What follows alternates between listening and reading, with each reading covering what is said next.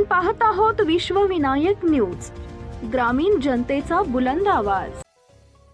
कल्याण डोंबिवलीत उद्धव ठाकरेंच्या शिवसेनेचा हात सोडत मनसेचे नगरसेवक शिंदेंच्या मांडीला मांडी लावून बसले। त्यामुळे आता मुंबईतही मनसे तोच कित्ता गिरवणार का याची उलटसुलट चर्चा सुरू झाली आहे। त्यातच आता राजकारणात काहीही होऊ शकतं असं सावध विधान करत मनसेचे नेते बाळा नांदगावकरांनी चर्चेला एक प्रकारे हवा दिली आहे। त्यानंतर आता उपमुख्यमंत्री एकनाथ शिंदे यांनी एक महत्त्वाचं विधान केलंय। मुंबईतही मनसेचा पाठिंबा घेणार का असा प्रश्न विचारण्यात आला। यावर जर आणि तरवर बोलण्यापेक्षा आता काय आहे त्यावर बोला असं एकनाथ शिंदे म्हणाले आहेत। तसेच मुंबई, ठाणे, कल्याण, डोंबिवली, नवी मुंबईमध्ये महायुतीचा महापौर होणार असंही एकनाथ शिंदेंनी सांगितलंय। दरम्यान मुंबईत बहुमताचा 114 आकडा एकही पक्षाला ओलांडता आलेला नाहीये।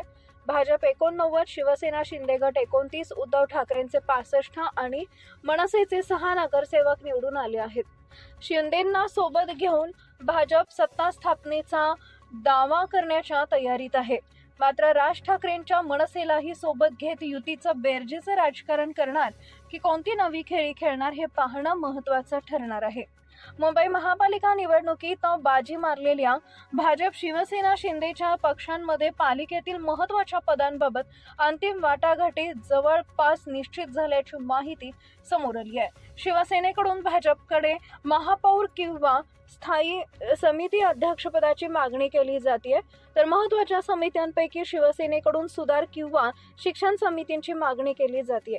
दरम्यान या वाटाघाटीत मुंबईत महापौर हा भाजपचा बसल्यास शिंदेच्या शिवसेनेला स्थायी समिती अध्यक्षपद दिले जाण्याची शक्यता आहे, तर भाजपकडून सुधार समिती, बेस्ट आणि आरोग्य समिती स्वतःकडे ठेवली जाणार असल्याचं समजतंय।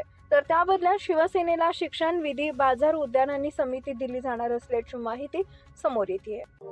अशाच ताज्या बातम्या पाहण्यासाठी विश्वविनायक न्यूजला लाईक करा, सबस्क्राईब करा आणि बेल आयकॉन प्रेस करा।